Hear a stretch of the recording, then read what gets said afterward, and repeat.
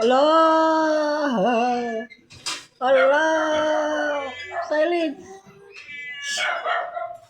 Silent.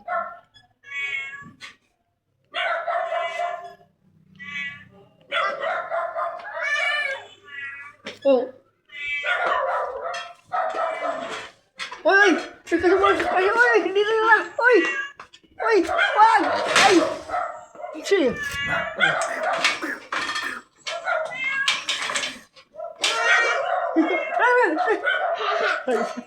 Patay!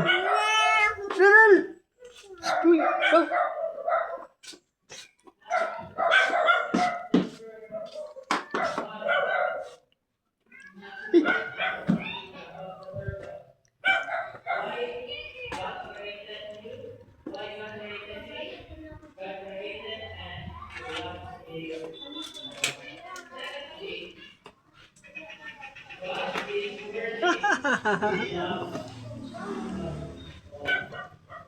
Wala.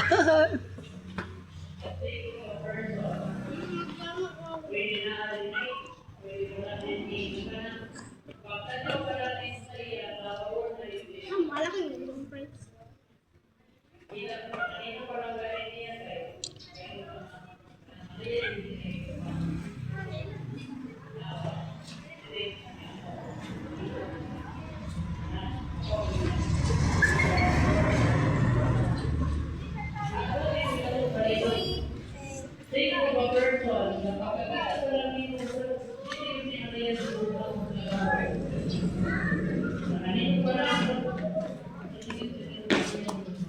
Maybe na.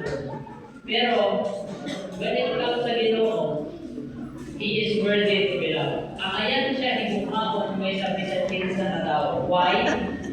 The reason why God should be loved by man above all is because God is worthy to be loved above all. God is the greatest, the highest, the strongest, the wisest, the purest, the fairest, the wealthiest, the sweetest, the happiest, the humblest, the holiest, the loveliest, and the rarest, and the best. Thus, the worthiest to be loved above anyone and anything else. Question. Nabali sa usa ka tao? Wala.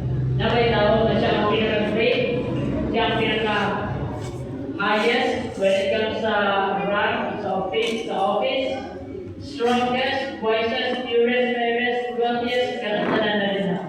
I think, and I believe, wala din na sa usa ka tao.